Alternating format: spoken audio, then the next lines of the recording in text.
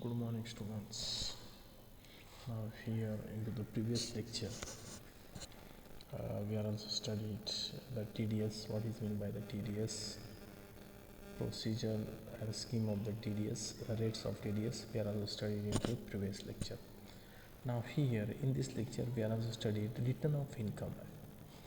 According to the section 139 first, जे कोणताही person असेल, मग पर्सनचे आपण डेफिनेशन इन्कम टॅक्स ॲक्टनुसार पर्सनमध्ये कोण कोण येतं, मग ती कंपनी असेल, फर्म असेल, असोसिएशन ऑफ पर्सन असेल, एनी, मग त्यांनी मिळवलेल्या इन्कमवर त्यांना रिटर्न भरावं लागतं. एक डॉक्युमेंट असेल ते डॉक्युमेंट सादर करावं लागतं.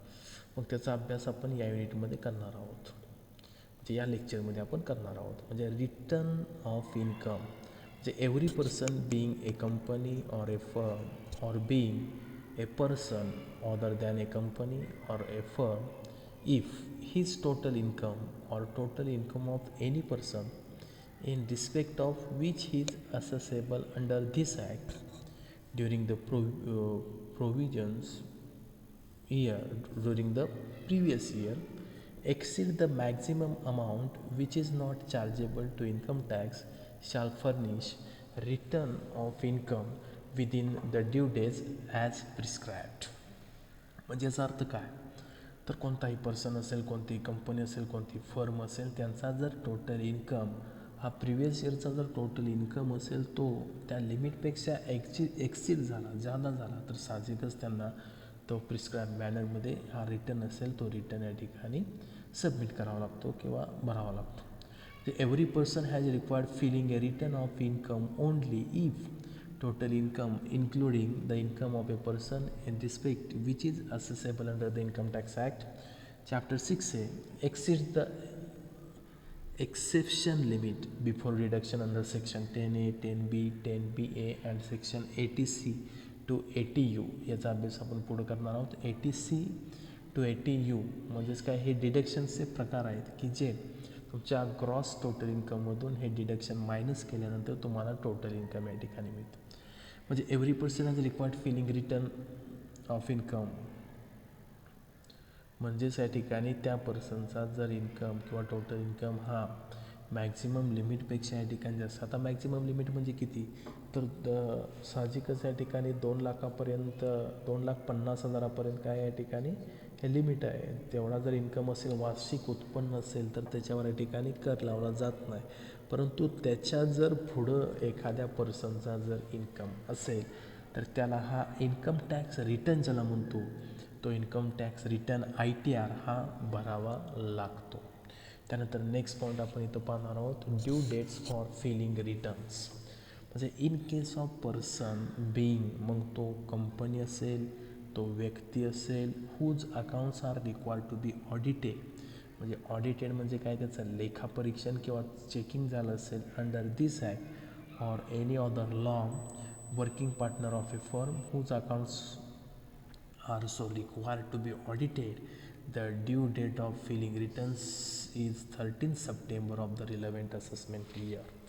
म्हणजे समजा त्या फर्मचं त्या पर्सनच्या इन्कमचं ऑडिट होत असेल तर साहजिकच त्या ठिकाणी ते रिटर्न भरण्याची डेट ही किती आहे, filing the return is 13 September of the relevant assessment year. त्या असेसमेंट इयरच्या 30 सप्टेंबरपर्यंत तर रिटर्न भरणं आवश्यक आहे. कोरोनाच्या कालावधीमुळं या ठिकाणी साहजिकच केंद्र सरकारनं त्याच्यामध्ये काही बदल केलेले आहेत. त्या रिटर्न फिलअप करण्याची डेट असेल ती डेट या ठिकाणी वाढवून दिलेली आहे, परंतु जनरली 30 सप्टेंबरपर्यंत या ठिकाणी रिटर्न असतील ते रिटर्न भरावे लागतात. दुसरी केस काय बघा, in the case of any other assessee. Any other assessee म्हणजे काय, तर या ठिकाणी कंपनी किंवा फर्म सोडून जर पर्सन असेल तर त्याची assessee due date of filing return is 31 July of the relevant assessment year. When an assessee files a return of income after the due date, prescribe the interest at a specified rate for every month or part of a month of the delay in filing returns will be levied, whereas a return of the incomes is filed after end of the relevant assessment year, penalty will be levied. म्हणजे person असेल, वैयक्तिक person, मग त्याला काय म्हणतो आपण, व्यक्ती असेल, त्या व्यक्तीला त्याचा इन्कम टॅक्स रिटर्न फिलअप करण्याची डेट किती आहे, तर 31 जुलैपर्यंत त्या पर्सननं हा इन्कम टॅक्स रिटर्न असेल तो या ठिकाणी भरणं आवश्यक आहे. Which assessee make the report under section 92E अंतर्गत जर त्या ठिकाणी असेल असेसीचा रिपोर्ट, तर त्याला 30 नोव्हेंबरपर्यंत या ठिकाणी ड्यू डेट आहे, due date of the filing of the return. म्हणजे इन्कम या ठिकाणी कॅल्क्युलेट केल्यानंतर प्रिस्क्राईब मॅनरमध्ये तो या ठिकाणी इन्कम हा दाखवला जातो, त्यालाच आपण ITR म्हणतो. म्हणजे ITRचा हा प्रिस्क्राईब्ड फॉर्म असेल, तो फॉर्म हा सेंट्रल गव्हर्नमेंट ठरवत असतं आणि ते ठरवल्यानंतर तिथं त्या ह्याच्यामध्ये आपल्याला फक्त स्पेसिफिक अमाऊंट टाकून तो फॉर्म फिलअप करून सेंट्रल गव्हर्नमेंटला जो काय टॅक्स असेल तो टॅक्स या ठिकाणी भरावा लागतो. कारण इन्कम टॅक्सचा हा अधिकार कोणाचा आहे कलेक्शन करण्याचा, तर सेंट्रल गव्हर्नमेंटचा, तर सेंट्रल गव्हर्नमेंटकडं तो अधिकार असल्यामुळे त्यांना तो भरावा लागेल. आता forms of return of income, म्हणजे जे फॉर्म्स आहेत ते रिटर्नचे, ते नेमक्या या ठिकाणी rule 12 provide the following forms of filing return for income of different assessee. म्हणजे असेसीचे वेगवेगळे प्रकार आहेत. मग त्या वेगवेगळ्या असेसीसाठी वेगवेगळ्या प्रकारचे फॉर्म्स आहेत. मग ते फॉर्म नेमके कोणते आहेत, तर त्यालाच आपण काय म्हणतो ITR म्हणजे काय, इन्कम टॅक्स रिटर्न. मग इन्कम टॅक्स रिटर्न 1, 2, 3, 4, 5, 6, 7, 8 आणि 9 असे 9 इन्कम टॅक्स रिटर्नचे या ठिकाणी काय टाईप्स आहेत. मग त्याच्यामध्ये या ठिकाणी आपण ITR 1 income tax return for individual having income from salary, pension and interest. म्हणजे इंडिव्हिज्युअलसाठी की ज्यांचा इन्कम किंवा ज्यांचं उत्पन्न हे पगार त्यांना मिळत असेल, त्यांचं उत्पन्न हे पेन्शन असेल, त्यांचं उत्पन्न हे मिळणारं व्याज असेल, तर अशा पर्सनसाठी ITR 1 हा या ठिकाणी फिलअप करून द्यावा लागतो. ITR 2 कुणासाठी आहे, तर ITR 2 म्हणजे income tax return for individual and HUF म्हणजे Hindu undivided families not having income from business or profession. Person असेल, इंडिव्हिज्युअल असेल, HUF असेल, ज्याला आपण एकत्र हिंदू कुटुंब म्हणतो, परंतु त्यांचा बिझनेस त्यांचा इन्कम हा बिझनेस आणि प्रोफेशनच्या माध्यमातून नसला पाहिजे, अशांसाठी हा ITR 2 आहे. ITR 3 कोणासाठी आहे, म्हणजे इन्कम टॅक्स रिटर्न फॉर म्हणजे कोणासाठी, individual HUF being partners in firm and not carrying out business or profession under any proprietorship. ITR 3 return individual किंवा HUFसाठी being a partners in a firm, तो एखाद्या फर्ममध्ये पार्टनर्स असेल पण not carrying out business or profession under any proprietorship, म्हणजे तो एखाद्या व्यवसायाचा तो प्रोप्रायटर असला नाही पाहिजे, त्या माध्यमातून त्याला इन्कम मिळत नसेल, म्हणजे only for the partners in a firm, त्याच्यासाठी ITR 3. ITR 4 म्हणजे income tax forms for individual and HUF having income from proprietary business or profession, म्हणजे व्यवसाय किंवा प्रोफेशनच्या माध्यमातून मिळणारा इन्कम असेल, मग तो त्या HUF म्हणजे एकत्र हिंदू कुटुंब पद्धतीचा असेल किंवा इंडिव्हिज्युअलचा असेल, तर त्याला ITR 4 हा भरावा लागेल. ITR 5 म्हणजे न्यू टॅक्स रिटर्न्स फॉर मग ती पार्टनरशिप फर्म असेल, असोसिएशन ऑफ पर्सन असेल किंवा बॉडी ऑफ इंडिव्हिज्युअल असेल, तर त्यांचं ह्या फर्म किंवा असोसिएशन ऑफ पर्सन असेल, बॉडी ऑफ इंडिव्हिज्युअल असेल, त्यांना मिळणारा जो काही इन्कम असेल त्या इन्कमसाठी हा ITR 5 हा या ठिकाणी फॉर्म भरून द्यावा लागतो. ITR 6 म्हणजे income tax return for the purpose of filing returns for companies other than companies claiming exemption under section 11. ज्या कंपनीज असतील त्या कंपनीज ह्या एक्झम्पशन म्हणजे अंडर सेक्शन 11 अंतर्गत त्यांना एक्झम्पशन असेल अशांसाठी किंवा अशा कंपन्यांसाठी हा ITR 6 हा फॉर्म आहे.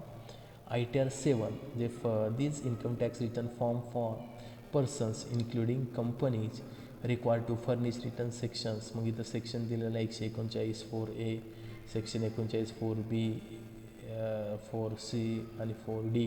ह्याच्या अंतर्गत येणारे जे काही कंपनीज असतील त्या कंपनीज या ठिकाणी ITR 7 आहे. ITR 8 म्हणजे income tax return form for fringe benefits. Fringe benefits म्हणजे काही इतर लाभ मिळाले असतील एखाद्या व्यक्तीला, एखाद्या फर्मला, एखाद्या असोसिएशन ऑफ पर्सनला, तर त्याच्या ठिकाणी हे या ठिकाणी ITR 8 हा या ठिकाणी भरावा लागेल.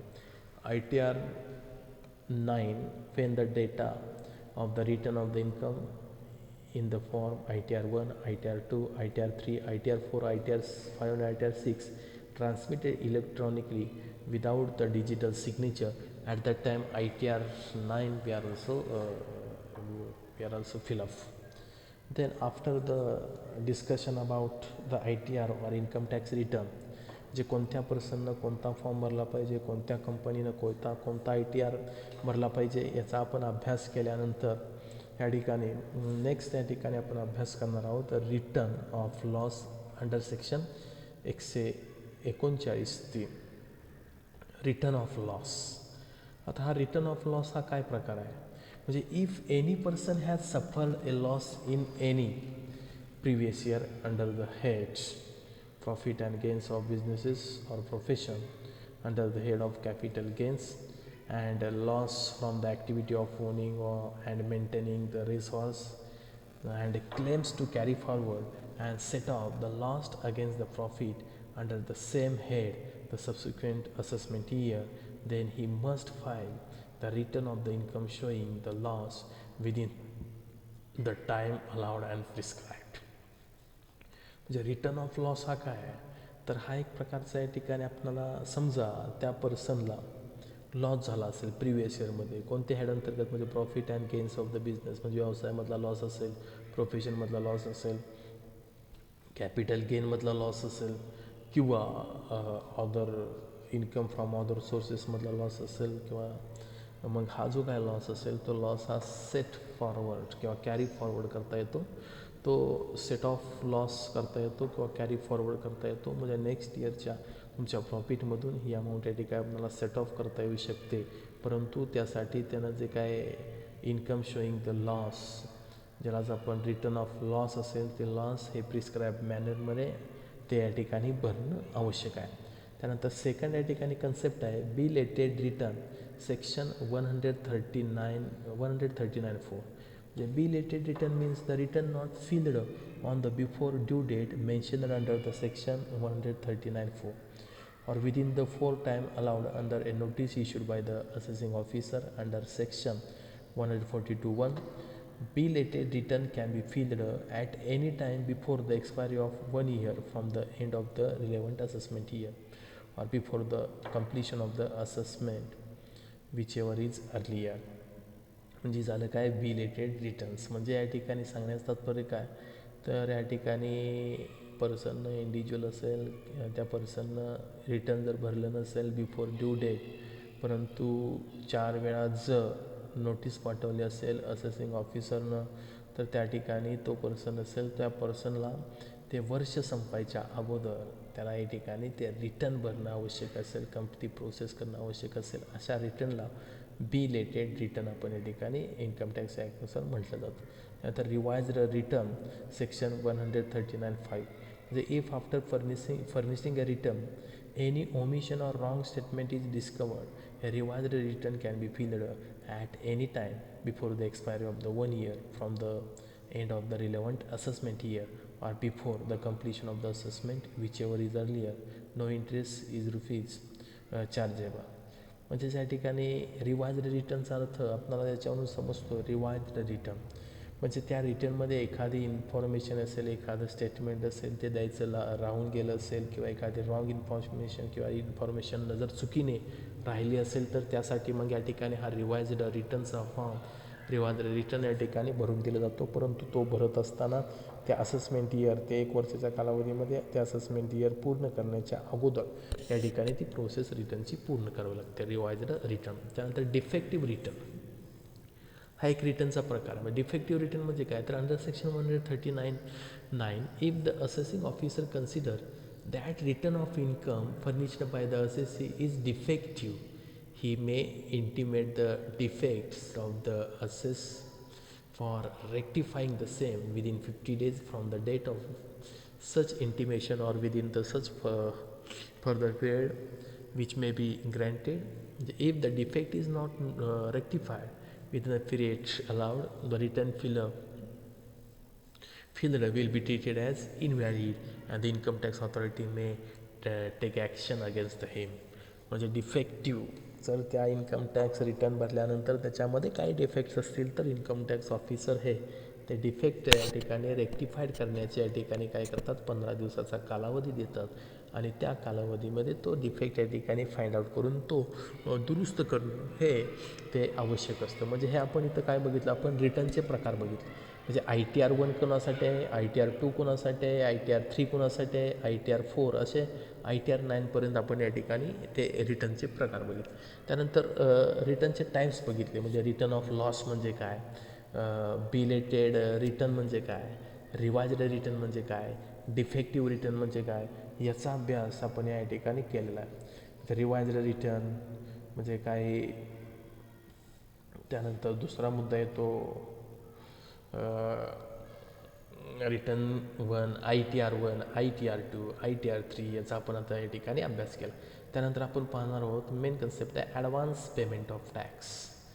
आता हा नेमका प्रकार काय आहे, ॲडव्हान्स पेमेंट ऑफ टॅक्स. आपल्याला माहीत आहे ईच अँड एव्हरी पर्सन, मग तो कंपनी असेल, तो पर्सन असेल, तो किंवा आणखी कोणी असेल, की त्यानं मिळवलेल्या इन्कमवर म्हणजे त्याला मिळालेल्या उत्पन्नावर म्हणजे त्याचं उत्पन्न विशिष्ट मर्यादेपलीकडे जर गेलं, म्हणजे सरकारनं ठरवून दिलेल्या मर्यादेपेक्षा जास्त उत्पन्न जर त्या पर्सनला मिळत असेल तर त्या पर्सननं हा इन्कम टॅक्स रिटर्न भरून देणं आवश्यक आहे. म्हणजे त्याचा आपण या ठिकाणी अभ्यास केलेला. तर त्यानंतर नेक्स्ट टर्म आहे, नेक्स्ट कन्सेप्ट आहे ॲडव्हान्स पेमेंट ऑफ टॅक्स.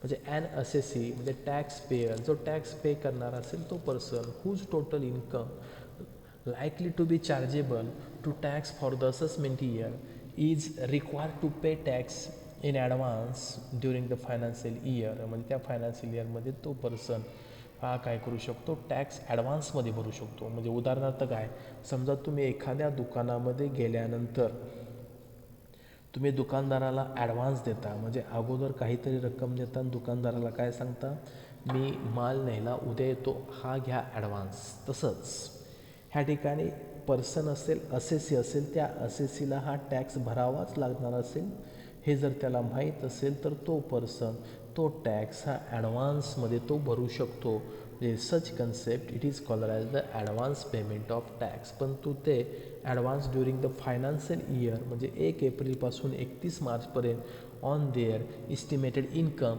त्यांचा जो काही अंदाजे इस्टिमेटेड इन्कम असेल त्याच्यावर जो लागणारा टॅक्स असेल ते भरू शकता. Which is be assessable to tax during the assessment year.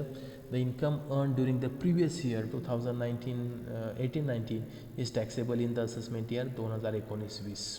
म्हणजे प्रिवियस इयरचा 2018-19चा इन्कम त्याच्यावर टॅक्स कधी लावला जाईल तर त्याचं असेसमेंट इयर 2019 2019-20मध्ये पाठीमागच्या वर्षाच्या उत्पन्नावर हा टॅक्स काय केला जाईल, लावला जाईल. The current income for this purpose means total income which will be chargeable to the tax in the relevant assessment year.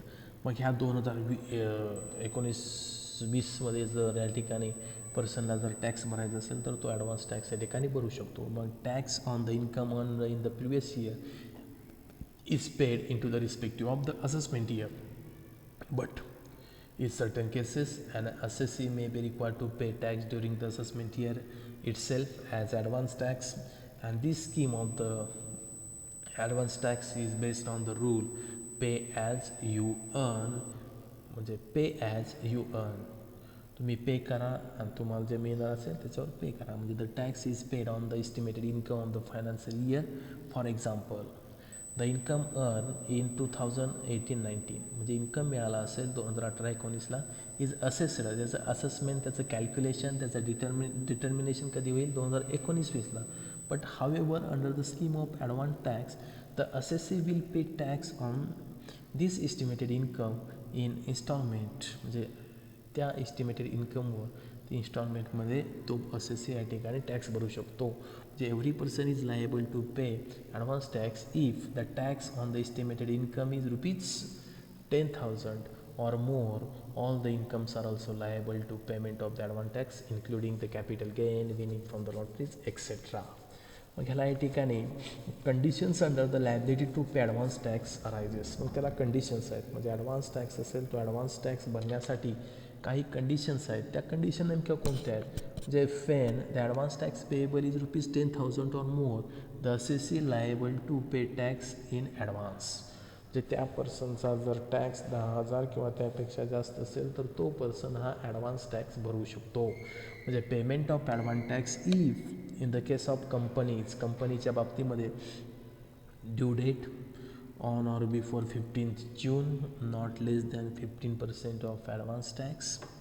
On before 15th September, installment not less than 45%, excluding the amount already paid. On before 15th December, not less than 75% of advance tax, that means after deducting already paid.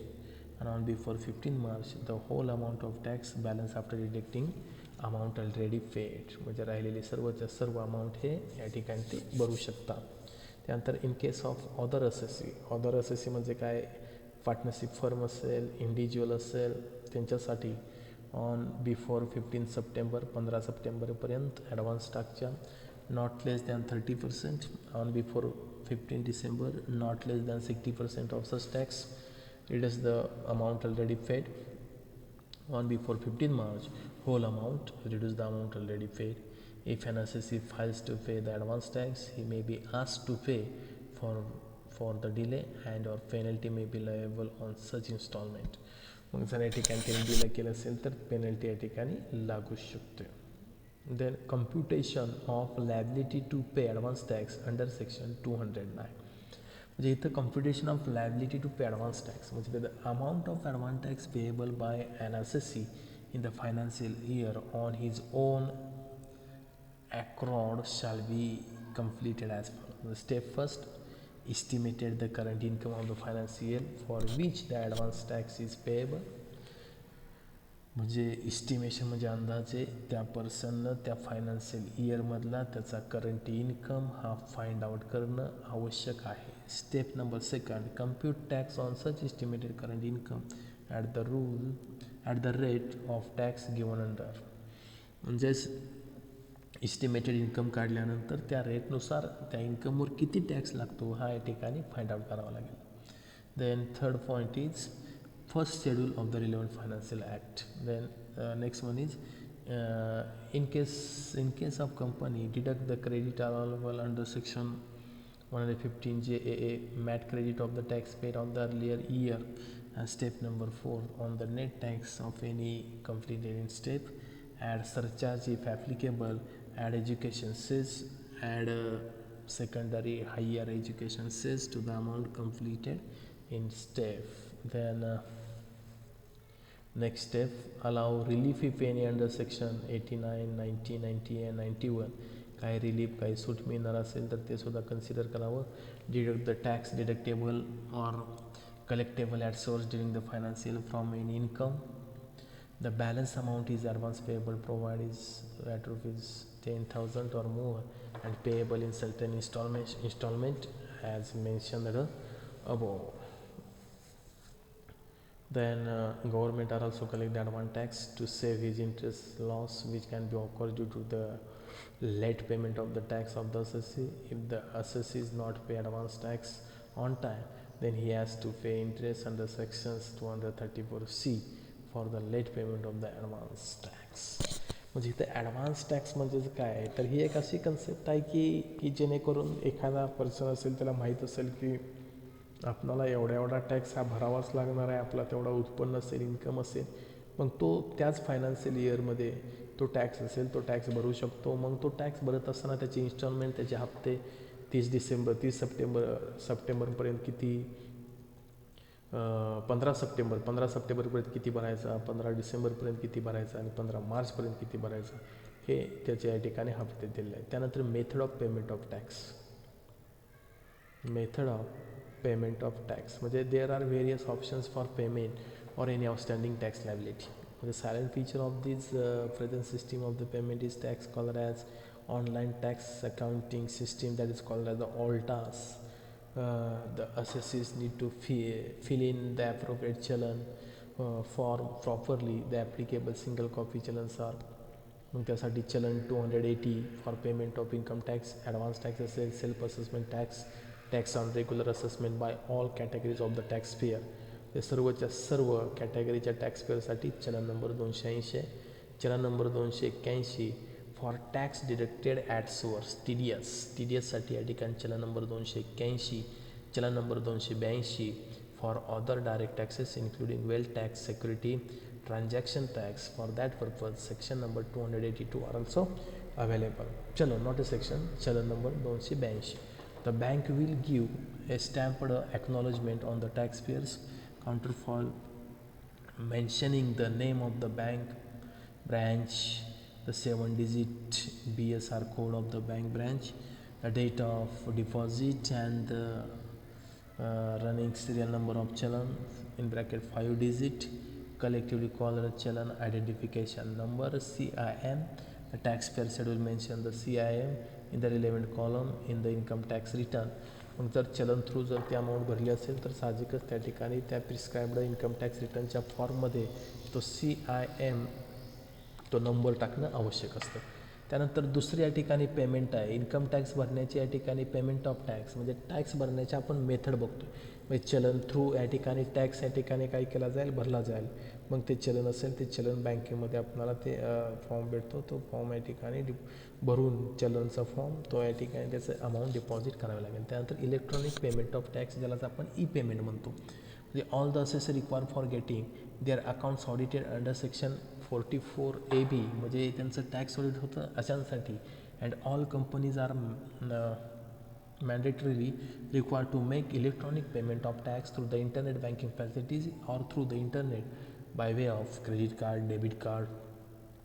The debit card, credit card through ते असेसीस म्हणजे company असेल ती companies किंवा एखादा ते या ठिकाणी payment करू शकतात त्यांच्या कराचं किंवा टॅक्स. म्हणजे other assessee can also make payment of tax electronically. An assessee can make electronic payment of tax from his own account or from the account of any other persons is an authorized bank. However, the challan must clearly indicate the ban of the assessee or whose behalf the payment is made. This method of payment is called as the e-payment of tax. यास e-payment of tax म्हणतात. म्हणजे internet through या ठिकाणी किंवा त्यांच्या account net banking through हे टॅक्सचं payment केलं जाय. E-payment of taxes can be made only through a bank which provide the e-payment facility, and the assessee needs to log on to www.incometaxindia.gov and click e-payment, and to www.tinsdl.com click on the icon e-payment, pay tax online. The challan form appear on the screen and the relevant one is to be filled up in. PAN is of almost importance. The payment of tax can be made only the PAN is available in the database of the income tax department. These are also the electronic payment system. म्हणजे कुठं जाऊन काय करायचं, काय E पेमेंटला या ठिकाणी click करायचं www.incometaxindia.gov. त्याच्यामध्ये ई पेमेंटला क्लिक केला की तिथं सर्व तुमचं ऑप्शन ती विंडो ओपन होईल. तिथं तुम्ही डेबिट कार्ड नंबर मागेल, क्रेडिट कार्ड नंबर ते फिलअप केलं की डायरेक्ट तुमच्या अकाउंटमधून तेवढी रक्कम ही टॅक्सची या ठिकाणी कट होईल. आणि अशा पद्धतीनं ई पेमेंट थ्रू सुद्धा आपल्याला पेमेंट ऑफ टॅक्स करता येतं. त्यानंतर नेक्स्ट कन्सेप्ट आहे, नेक्स्ट टर्म आहे रिफंड. आता हा रिफंड म्हणजे नेमका काय प्रकार आहे, म्हणजे where assessee has submitted any return of income and any refund of tax is due, such refund shall be granted by the assessing officer on his own. Refund section 237 म्हणजे if any person satisfies the assessing officer that the amount of tax paid by him or his behalf or treated as paid by him on his behalf for any assessment year exceed the amount which is he probably chargeable under this act, the year he shall be entitled to a refund of the exceeds amount. Refund of the exceeds claim. म्हणजे काय आहे refund म्हणजे काय तर समजा या ठिकाणी त्या पर्सननं या ठिकाणी टॅक्सचं कॅल्क्युलेशन केलं त्याला टॅक्स या ठिकाणी फक्त भरावा लागतो आहे 10,000 रुपये परंतु त्यानं या ठिकाणी भरले असतील 15,000 रुपये तर वरचा 5,000 रुपये त्याला काय करेल रिफंड तर रिफंड म्हणून ती अमाऊंट परत केली जाईल म्हणजे क्लेम फॉर रिफंड सेक्शन 239 म्हणजे every claim for refund of income tax shall be made in prescribed form number 30 जे फॉर्म नंबर 30 आहे तो ते फॉर्म नंबर 30 हा भरून द्यावा लागतो विदिन 1 इयर म्हणजे एका वर्षाच्या आत from last day of the relevant assessment year time limit section 239 the refund should be claimed within 1 year from the last year of the assessment year refund on appeal section 240 the assessing officers shall refund the amount to assessee without his having to make any claim in that behalf where the refund arises as a result of any order passed in appeal or other proceedings under the act the assessee is not required to file any formal application the assessing officer is bound to grant the refund तो या ठिकाणी officer असेल तो officer काय या ठिकाणी bound आहे त्याला या ठिकाणी ते रिफंड या ठिकाणी द्यावं लागतं it is also the duty of that particular officers म्हणजे या ठिकाणी आपण काय बघितलं तर या ठिकाणी आपण इन्कम टॅक्स रिटर्न असतील ते इन्कम टॅक्स रिटर्नचे फॉर्म बघितले इन्कम टॅक्स रिटर्न त्यानंतर तुमचं रिटर्न्स ऑफ इन्कम बघितलं रिटर्न्स ऑफ इन्कम नंतर due date of filing returns त्यानंतर आपण रिटर्न टाईप्स ऑफ रिटर्न बघितलं त्यानंतर आपण payment of tax advance tax म्हणजे नेमकं काय ते ॲडव्हान्स टॅक्स या ठिकाणी आपण बघितलं त्यानंतर पेमेंट ऑफ टॅक्स बघितलं computation of the liability of the pay tax बघितलं त्यानंतर payment of the tax electronic payment system method of the payment of tax म्हणजे चलन थ्रू असेल किंवा इलेक्ट्रॉनिक पेमेंट आणि त्यानंतर आपण रिफंड बघितला अशा पद्धतीनं हे आपल्या या ठिकाणी हे पॉईंट्स आपले कवर झालेले आहेत थँक्यू व्हेरी मच